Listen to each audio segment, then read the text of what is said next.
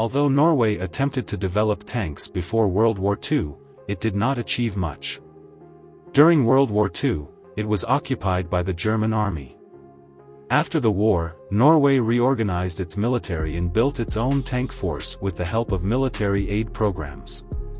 In the 1950s, the American-made M24 Chaffee light tank was Norway's armored main force, and it is believed that Norway received a total of 125 M24 tanks.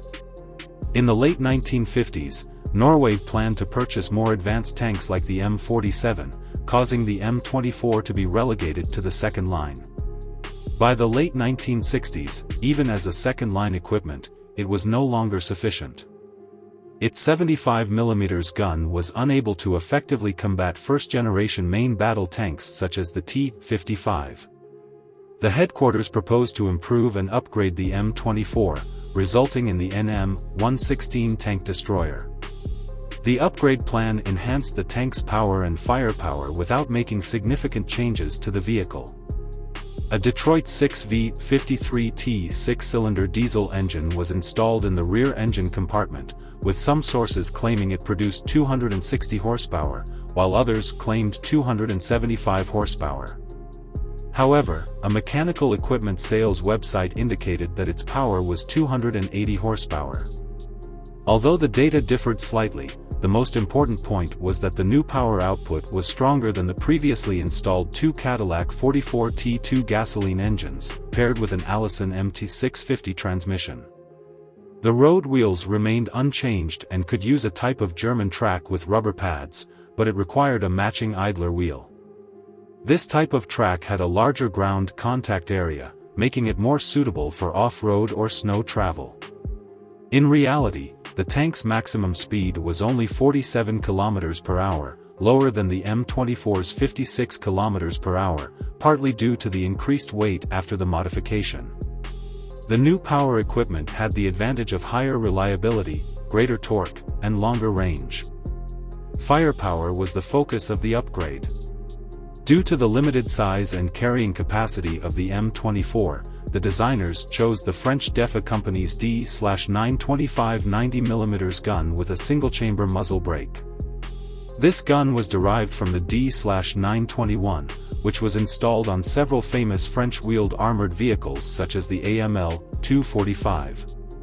The gun had a .33 caliber barrel and was not suitable for firing kinetic energy armor-piercing projectiles. It could fire armor-piercing, high-explosive, smoke, and training rounds. The theoretical armor-piercing depth of the armor-piercing round reached 320 mm of rolled homogeneous steel armor, providing a deterrent to first-generation main battle tanks without additional armor. Due to the different ballistic characteristics of the new gun, the optical sight was replaced, and a laser rangefinder was installed above the gun.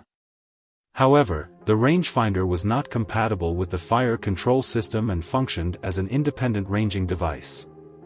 The gun did not have a stabilization device, and the elevation adjustment relied on manual operation, with an elevation range of -10 degrees to 15 degrees. The turret could be manually or hydraulically powered. There were also some changes to auxiliary weapons, such as the removal of the coaxial machine gun and gunner from the right front of the hull, freeing up internal space for storing ammunition.